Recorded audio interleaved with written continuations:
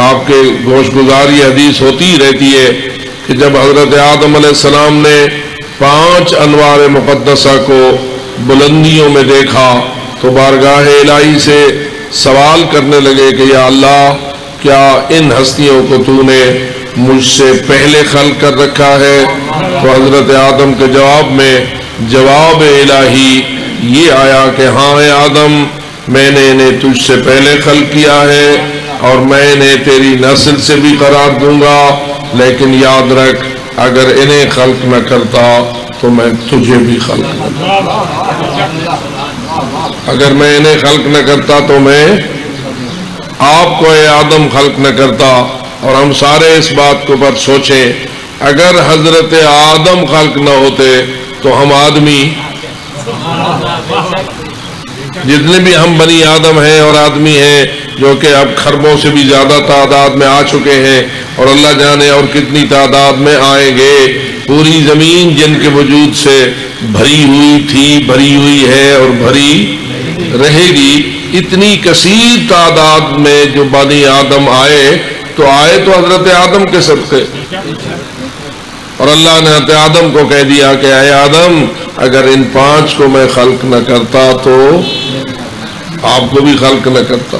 تو اس کا مطلب یہ ہوا کہ یہ پوری کائنات جن پاک اور عظیم ہستیوں کے صدقے خلق ہوئی ہے، کیا وہ موت سے مستثنا کیے جا سکتے تھے یا نہیں؟ جی، ان اللہ علی کل شیء قدیر، ہمارا عقیدہ کیا ہے؟ اللہ ہر شے پر قادر ہے، وہ سب کچھ کر سکتا ہے۔ اگر اس کو یوں سادہ کروں کہ اللہ کچھ کر سکتا ہے، اللہ بہت کچھ کر سکتا ہے، یا اللہ سب کچھ کر سکتا ہے؟ جی، سب کچھ کر سکتا ہے۔ میں کبھی کبھی اس کی وضاحت میں یوں جملہ کہہ دیتا ہوں، کچھ کر سکنے کا اختیار اس نے ہم انسانوں کو دیا ہے، بہت کچھ کر سکنے کا اختیار اس نے چہاردہ معصومین کو دیا ہے، سب کچھ کرنے کا اختیار اس کے اپنے پاس۔ یہ ترتیب ہمارے ذہن میں آتی ہے اور یہی ہمارا عقیدہ ہے، اسی پر ہمارا ایمان ہے۔ جو اسی ایمان پر جینا اور مرنا چاہے وہ باواز بلند صلوات پہ جائے۔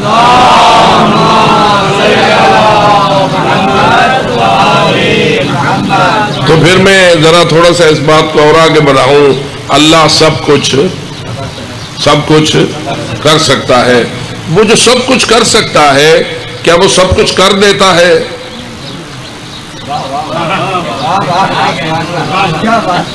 تھوڑا سا غور طرف چیزیں ہیں نا، سب کچھ کر تو سکتا ہے لیکن کیا وہ سب کچھ کر بھی دیتا ہے؟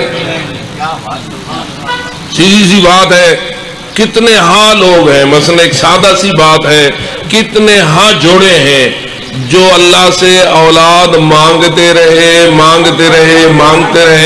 بیت اللہ کا غلاف پکڑ کے مانگتے رہے، روضہ رسول پہ جا کے مانگتے رہے، کربلا میں جا کر مانگتے رہے، مشہد میں جا کر مانگتے رہے، چہاردہ معصومون کا توسل کرتے رہے، قرآن سر پہ اٹھا کے مانگتے رہے۔ لیکن کئی جوڑے ایسے ہیں نا کہ جن کو اللہ نے اولاد نہیں دی، آپ کی آنکھوں کے سامنے۔ ہم نہ توسل کے منکر ہیں اور نہ ہم اس بات کے منکر ہیں کہ توسل کرنا ہمارا فریضہ ہے، مانے یا نہ مانے اس کی اپنی مرضی ہے۔ تو وہ سب کچھ کر تو سکتا ہے لیکن بہت کچھ ایسے افراد آئے اور ایسے جوڑے رہے جن کو اولاد مانگنے کے باوجود نصیب نہ ہوئی۔ کیا انہیں دے نہ سکتا تھا؟ بولیے، دے تو سکتا تھا لیکن نہیں دی۔ کسی کو دیر سے دی، کسی کو جلدی سے دی۔ حضرت ابراہیم جیسا خلیل خدا، خلیل اللہ، کتنی عظیم منزلت ہے حضرت جناب ابراہیم کی۔ جہاں تک مجھے یاد پڑتا ہے حدیث سے یہ بات نکلتی ہے کہ 1,24,000 نبیوں کے سردار تو حضرت جناب محمد مصطفیٰ باواز بلند صلوات صلی اللہ علیہ وآلہ وسلم، اس میں تو کوئی شک نہیں کہ وہ سید الانبیاء مرسلین ہیں، سید کائنات ہیں، سید موجودات ہیں، اشرف کائنات ہیں، اشرف موجودات ہیں، پوری کائنات بھی اپنی فضائل سمیت اکٹھی ہو جائے تو اس سید کائنات کی ایک فضیلت کا مقابلہ بھی نہیں کر سکتی۔ برحق ہے نا یہ تو ہے تو وہ، لیکن آپ کے بعد انبیاء کی صف میں پھر دوسرے نمبر پر انبیاء میں افضل کون ہے؟ میں انبیاء کی بات کر رہا ہوں۔ کن کی بات کر رہا ہوں؟ 1,24,000 انبیاء کی۔ سارے انبیاء نبی ہیں، سارے انبیاء معصوم ہیں، سارے انبیاء پاک ہیں، اپنی اپنی امت کے سارے سردار ہیں، اپنی امت میں سب سے افضل ہیں، سب سے اعلم ہیں، سب سے اشرف ہوتا ہے ہر نبی، ایسا ہی ہوتا ہے نا۔ لیکن 1,24,000 پیغمبروں کی جب صف ہے تو سید الانبیاء تو آپ ہو گئے، آخر کوئی سیکنڈ پوزیشن بھی تو ہونی چاہیے، سیکنڈ پہ بھی تو کوئی ہونا چاہیے نبیوں میں۔ میں ائمہ کی بات نہیں کر رہا، میں چہاردہ معصومین کی بات نہیں کر رہا، اس لیے کہ چہاردہ معصومین کے حوالے سے تو ہمارا پکا ایمان ہے کہ سید الانبیاء کی جانشینی جسے ملی ہے وہ ایسے ہی سردار ہیں سب کے جیسے سید الانبیاء سردار ہے، کیونکہ یہ کوئی معمولی بات نہیں ہے کہ حضرت رسول اکرم فرماتے ہیں اول ما خلق اللہ نوری انا وعلی من نور واحد، سب سے پہلے اللہ نے مجھ مصطفیٰ کے نور کو خلق کیا، اور تمہیں معلوم ہونا چاہیے میرا اور علی کا نور ایک ہے، جو نور محمدی ہے گویا وہی نور حیدری ہے۔ تو اب جب وہ ان کی بات اور محمد و آل محمد کی بات سے قیاس آرائی نہ کیجئے، وہ تو کائنات کے سردار ہیں، جیسے ابھی کہہ چکا ہوں کہ اگر مجھے اپنی عزت و جلالت کی قسم اگر میں نے کائنات خلق کی ہے تو ان ہستیوں کی محبت میں خلق کی ہے، تو ان کو تو ہم قیاس اور موازنے میں نہیں لاتے۔ لیکن میں جو سوال کر رہا تھا وہ یہ کہ 1,24,000 نبیوں میں اول نمبر پر تو سید الانبیاء ہیں، سیکنڈ پوزیشن کس کی ہے؟ تو جو ہو گئی اسی کی ہے جس کے متعلق حضرت امام محمد باقر علیہ الصلوۃ والسلام نے یہ فرمایا ان اللہ اتخذ ابراہیم عبدا قبل ان يتخذه نبیا واتخذه نبیا قبل ان يتخذه رسولا واتخذه رسولا قبل ان يتخذه خلیلا واتخذه خلیلا قبل ان يتخذه اماما وَإِذِ ابْتَلَىٰ إِبْرَاهِيمَ رَبُّهُ بِكَلِمَاتٍ فَأَتَمَّهُنَّ قَالَ إِنِّي جَاعِلُكَ لِلنَّاسِ اماما۔ جب سارے امتحان میں حضرت ابراہیم رب کریم کے امتحانات میں، چھوٹا موٹا کسی ایگزامینر کا امتحان نہیں ہے، امتحان لینے والا کون ہے؟ پروردگار، اور پھینک رہے ہیں اس کے ابراہیم کو آگ میں، آگ بھی اتنی جلائی ہے اس نمرود اور نمرودیوں نے کہ اب آگ کی تپش انہیں مانے ہو گئی ہے کہ اس کو پھینکے کیسے، اس کو پھینکے کیسے۔ تو وہ بیچارہ پریشان ہے، آگ جلانے والا اور آگ میں پھینکنے والا پریشان ہے، لیکن جسے پھینکنا چاہتا ہے وہ مطمئن ہے۔ کیا خیال ہے، حضرت ابراہیم اس وقت مطمئن تھے یا پریشان تھے؟ جب انہیں آگ میں پھینکنے کا پروگرام ہو چکا تھا اور آگ اپنے شعلے آسمان سے لگا رہی تھی اور حضرت ابراہیم دیکھ رہے تھے کہ انہیں مجھے آگ میں ڈالنا ہے، اور جو ڈالنا چاہتا تھا وہ سوچ رہا تھا کہ اب میں خود نہ جل جاؤں، کیسے پھینکوں؟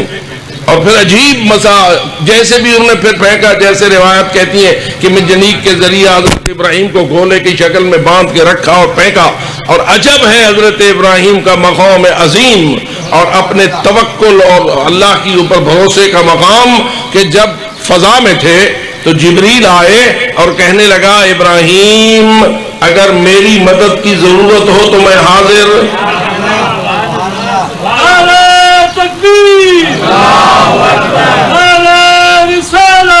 یا رسول اللہ،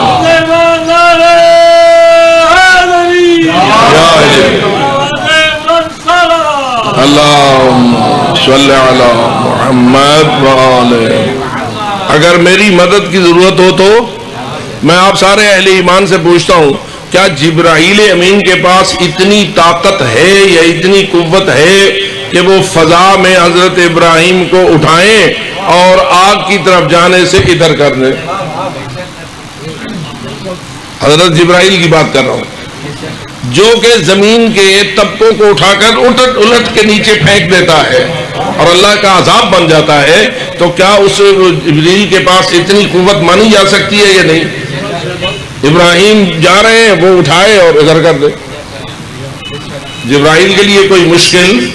تو وہ عرض کر رہا ہے جبرائیل، اے ابراہیم اگر میری مدد کی ضرورت ہو تو میں حاضر، اگر اجازت دو۔ معلوم ہوتا ہے کہ ابراہیم سے اجازت کے بغیر جبریل بھی ابراہیم کو بچا نہیں سکتا۔ خود سوچئے کتنا بلند مقام ہے حضرت ابراہیم کا کہ جبریل ان کو بچانے کے لیے ان سے اجازتیں مانگ رہا ہے۔ اور یہاں پتہ چلتا ہے کہ ابراہیم کی منزلت کا بلند ہونا کیسے ہے۔ جبریل کہہ رہا ہے کہ میری مدد کی ضرورت ہو تو میں حاضر۔ آگے حضرت ابراہیم کہہ رہے ہیں مدد کی ضرورت ہے، اما الیک فلا، تیری مدد کوئی ضرورت نہیں، جس کی ضرورت ہے وہ خود دیکھ رہا ہے۔ نعرہ تکبیر، نعرہ رسالہ، یا رسول اللہ، نعرہ حیدری، آواز بلند تر صلوات۔ اللہم جس کی مدد کی ضرورت ہے وہ دیکھ رہا ہے، اور میں بھی اس کی مرضی پہ راضی ہوں۔ اگر بچانا چاہے گا تو خود بچا لے گا، اگر جلانا چاہے گا تو میں اس کے لیے جلنے کے لیے بھی تیار ہوں۔ اب ذرا دیکھیے ابراہیم کا توکل اپنے رب پر کہاں پہنچا ہوا ہے، کس مقام پر پہنچا ہوا ہے۔ انسان اگر بلند ہو تو اتنا بلند ہو سکتا ہے کہ جبریل بھی انگوش بدندہ ہو جائے۔ ہوئے حضرت ابراہیم بلند، اور نتیجہ پھر وہی ہوا۔ اللہ فرماتا ہے کہ جب ابراہیم نے میرے اوپر اتنا بھروسہ کیا، اتنا توکل کیا، تو پھر میں نے بھی کہا قلنا یا نار کونی بردا وسلاما علی ابراہیم، اب آگ میں تجھے اجازت نہیں دیتا کہ تم میرے ابراہیم کو جلائے، اب ہو جا بردم و سلام علی ابراہیم۔ یہ ابراہیم ہے تو 1,24,000 پیغمبروں کی صف میں۔ ذرا تھوڑا سا اور منظر عرض کرتا ہوں، ہم سب نے محشر میں جانا ہے یا نہیں؟ جی پروگرام ہے، یعنی پروگرام ہے یا لے جائیں گے؟ دیکھیے ایک ہوتا ہے تھانے میں جانا، ایک ہوتا ہے تھانے میں لے جائیں۔ جیل میں ایک ہوتا ہے جانا، جیل آفیسر کا بھی، ایک ہوتا ہے جیل میں لے جایا جانا۔ ہمارا پروگرام کیا ہے؟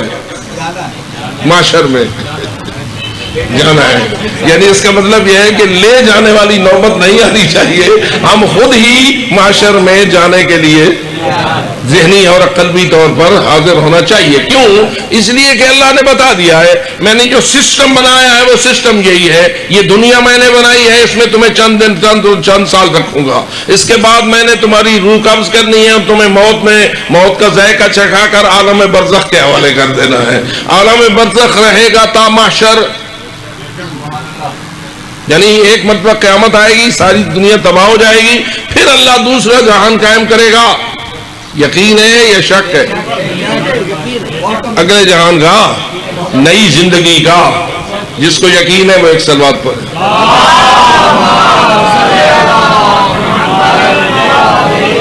جب نئی زندگی ملے گی تو ہم کہاں جائیں گے؟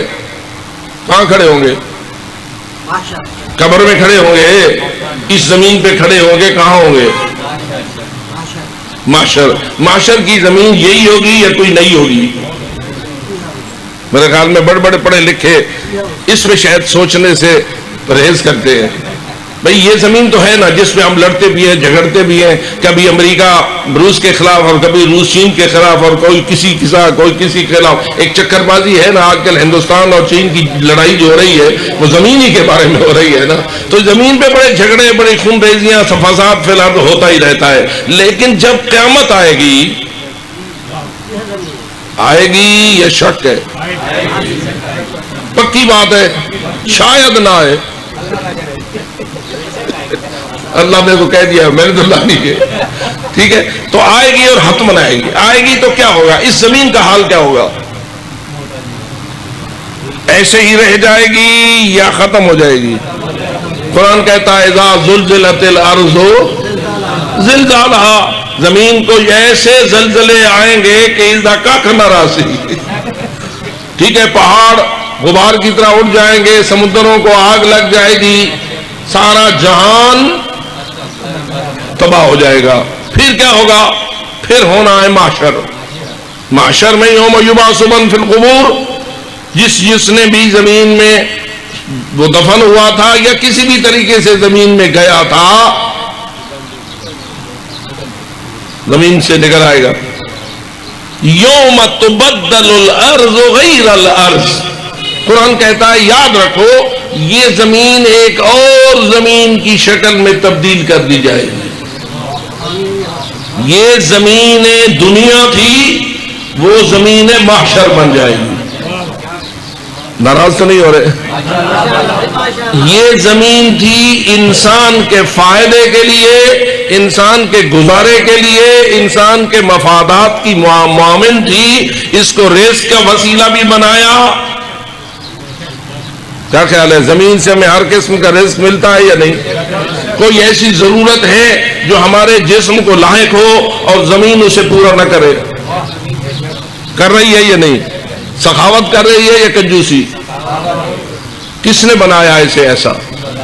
تیرے اللہ نے بنایا. اسی اللہ نے بنایا ہے جس نے یہ وعدہ کیا ہے کہ ما من دابۃ فی الارض الا علی اللہ رزقها، میں زمین میں کسی کو زندگی نہیں دیتا مگر اس کے رزق کو میں نے اپنے ذمہ لے لیا ہے. اور شاید اگر آپ اس بات کا پس سوچیں، جب اللہ نے حضرت آدم اور حضرت حوا کو جنت سے نکالا تھا، ہمارے ابا اماں کو، تو کوئی اور جگہ بھی اللہ کے پاس تھی کہ نہیں کہ وہاں جوڑے کو اتار دیتا؟ مثلا مریخ، مشتری، عطارد، زہرہ اور بھی سیارے تیرے اللہ کی قدرت میں تھے یا نہیں؟ کہاں اتارا؟ زمین پر. کیوں؟ سوچنے کی چیز ہوتی ہے نا. یہ کیوں جو ہے یہ انسان کو تفکر پر مجبور کرتا ہے. جب تفکر پر مجبور کرتا ہے تو کوئی اچھی اچھی باتیں انسان کے ذہن میں آ سکتی ہیں اور ہمیں رہنما بھی وہ باتیں بتا سکتے ہیں. اب سوال یہ ہے کہ اللہ نے کسی مریخ، مشتری، عطارد وغیرہ وغیرہ وغیرہ ان سب پہ کیوں نہ اتارا، زمین پہ کیوں اتارا؟ تو واحد جواب یہ ہے چونکہ اللہ نے بنی آدم کی ضرورتوں کو پورا کرنے کی کفیل یہ زمین بنائی تھی.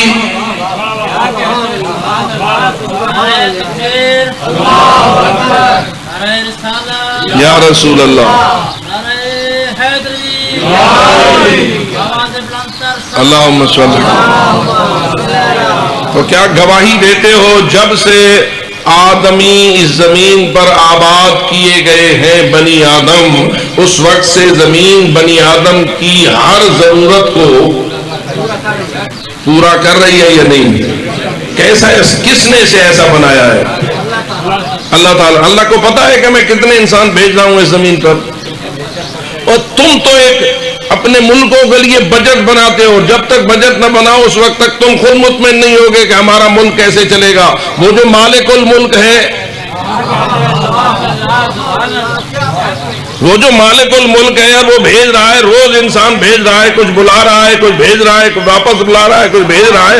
اس کے حساب و کتاب میں کچھ نہیں ہے کہ کتنے بھیجے ہیں، ان کی ضرورتیں کیا ہیں.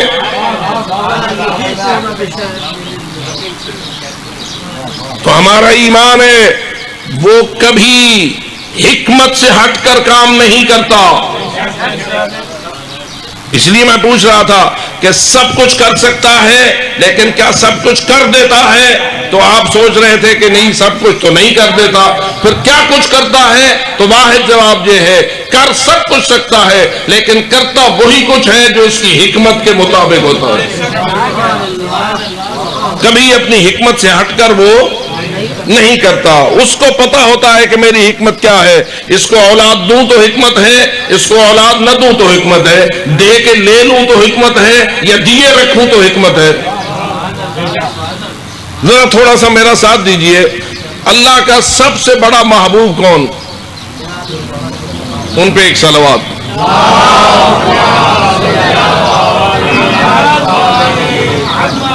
سید الانبیاء حضرت جناب محمد مصطفیٰ صلی اللہ علیہ وآلہ وسلم ہے اللہ کے سب سے بڑے محبوب، بلکہ ایسے محبوب جو ان سے محبت نہ رکھے اللہ اس کا دشمن تو ہو سکتا ہے، محبت نہیں کر سکتا.